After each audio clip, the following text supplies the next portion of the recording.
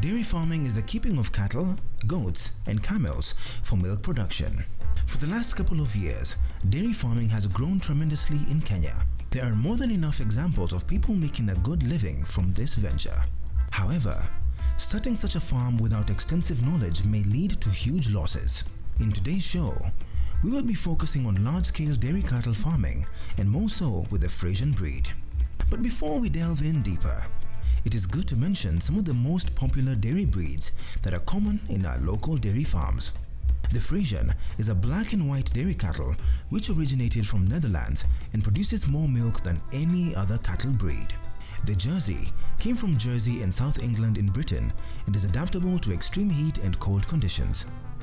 The Ayrshire dairy cow came from Scotland and has white and brown patches.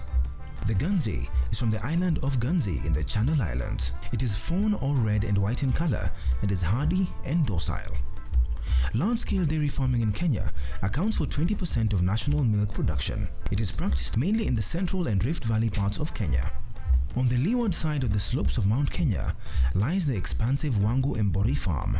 The farm has more than 500 purely Frisian dairy cows, and that number increases by the day with the birth of at least 10 calves a day. We sought to know what it takes to manage such a huge herd. To manage such a farm or such a big herd, you have to first study the cow. You must know your cow. And knowing your cow means you know how much it can consume in a day. Then you can calculate that with the number of animals you have and the time. Because here I do have a silage twice a year, so I have to calculate my silage requirements for 6 months, at least minimum 6 months. So we work backwards how much a cow feeds in a day in terms of silage, in terms of straws, and in terms of concentrates. Then I can extrapolate that to 6 or so months, and with that, a farmer outside there will be able to run his or her dairy farm successfully without fail.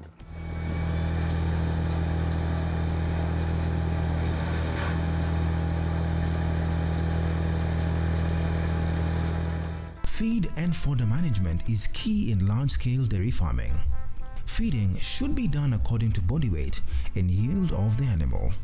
During dry months, you can cut down feed a bit, but should not reduce it drastically. At Wangu Embori farm, they have segmented part of their farm to plant fodder for their livestock.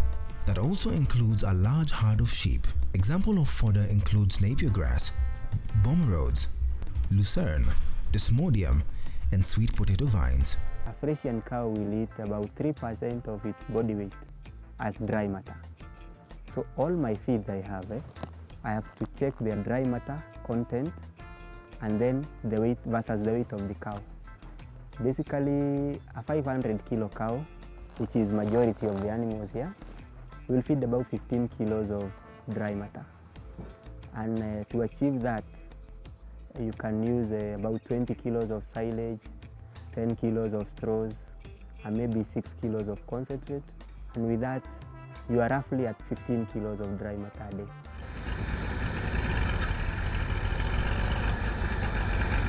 It is a challenging task to monitor each and every animal's health when dealing with such a large herd. Pests and diseases can also spread very quickly if not checked and controlled on time. Thus, record keeping is a necessary element of good livestock business management.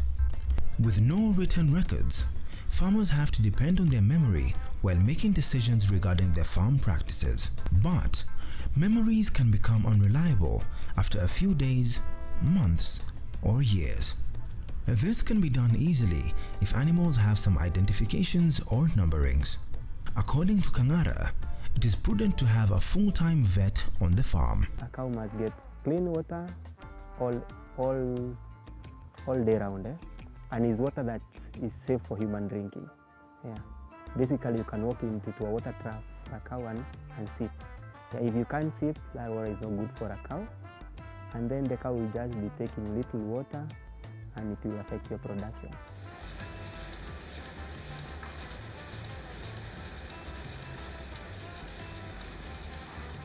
Martin Irungu One of the veterinarians at Embori Farm says there are certain crucial signs that one should look out for every day during inspection. We expect them resting normally, some chewing cud, some even feeding. And wakati chakula inaletwa, unafaa kuangalia ng'ombe zote lazima zikuje kwa troughs. That's normal. Kwa hivyo ukikuta kuna ng'ombe ina drag behind, inamaanisha that cow has a problem. So you must approach that cow and check whether that cow has been chewing cud, check whether that cow is lame. Sababu lazima hiyo ng'ombe iko na shida, sababu ng'ombe zote lazima sikuje kwa chakula, sababu already zilikula jana. Kwa hivyo usiku zimerudisha makambi na ikawa. Alafu tena kitu kingine, wakati zina feed, ng'ombe zote zinafaa kuwa zimeinama kwa troughs. Ukikuta kuna ng'ombe labda imekuja kwa trough na haikuri, inakaa kusubua zingine, it's obvious either that cow is bullying or it has another problem. Alafu sasa lazima uangalie hii ng'ombe iko na shida gani. Kwa hivyo kitu ya kwanza, unachukua hiyo ng'ombe unaipeleka kwa crash, take the temperature, alafu unaangalia other parameters kama iko sawa. Kama iko sawa, unairudisha kwa boma, unaipea time, unaiobserve. Alafu tena kitu kingine, hizi ng'ombe wakati ziko huku ndani kuna cement na kuna pahali kwingine kuna mchanga. Kwa hivyo unaweza kuta ng'ombe ni lame. Hiyo ng'ombe lame kwanza unaitoa pahali kuna zile ng'ombe zingine, unaipeleka kwa crash. Inatibiwa mara moja. Haifai kupewa time, sababu hiyo ng'ombe it happen to reduce maziwa. Na ikireduce maziwa it be a loss to us, and we so much avoid that.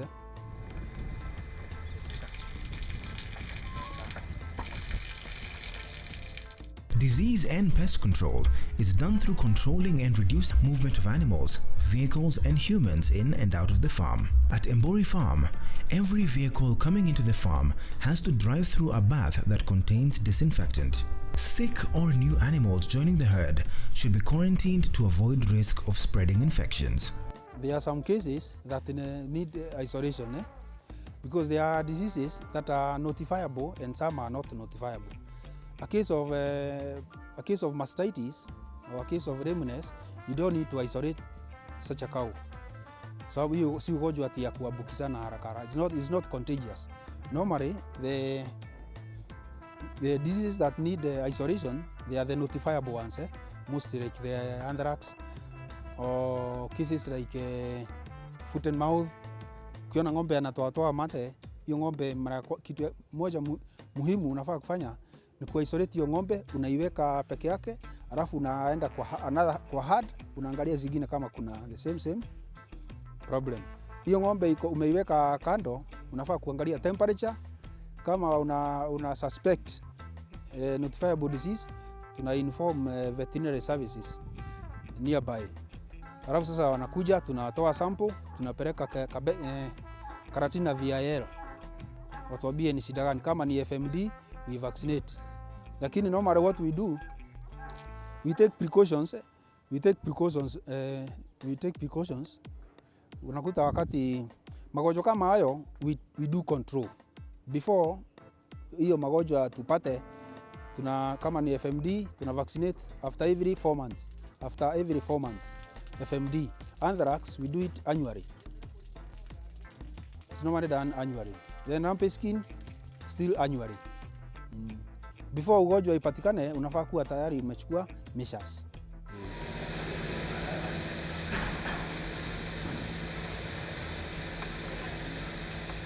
Machine milking is gradually being adapted in many large farms in Kenya because it reduces labor and performs a better quality milking job than hand milking. A cow should be milked within 7 minutes. Milking beyond this time is not productive because of the hormone oxytocin. That stimulates the milk production and will have long ceased to be effective. Machine milking, on the other hand, is very fast, such that all the milk will have been removed by the end of this time.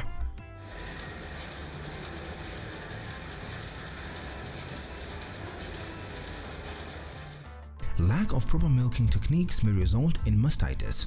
Mastitis in dairy cows is caused by udder infections, usually resulting from bacteria introduced either during the milking process or from environmental contact. According to Irungu, there are several ways in which a farmer can detect mastitis. Kuna farmers wenye wanaweza afford kununua a strip cup mwenye ako na hard kubwa. Lakini kama hauna hard kubwa unaweza tumia either mkono, tumia pressure, uone kama kuna clots sababu indication clinical signs za mastitis, kitu moja afama anaweza pata ni clots. What is clots Kwa hivyo ukikamua na pressure utaona clots, unaweza tumia mkono kamue matiti moja moja. Alafu tena kama unaweza afford strip cup ni kikombe iko na black rough membrane black rough membrane. Wakati unakamua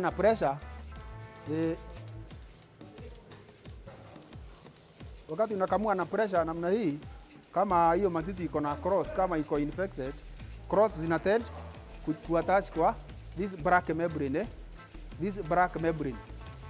Kwa hivyo utajua matiti fulani iko na mastitis. Kwa hivyo kitu moja unafaa kufanya ni kuisolate hiyo ng'ombe na ianze treatment mara moja. Alafu kuna njia nyingine unaweza tumia the accurate one the CMT. Hii inaitwa CMT. Hii inaitwa Pado.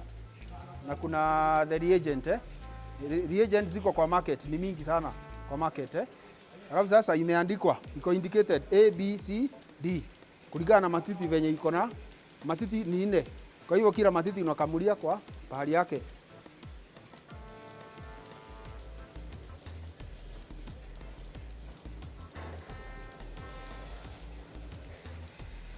Hivyo sasa nitajua, sababu pado yangu nilikuwa nimeiweka namna hii, matiti ya mbele pande hii ndio hii, ya pande ile ndio hii, ya pande ile ya nyuma ndio hii, na pande hii nyuma ndio hii.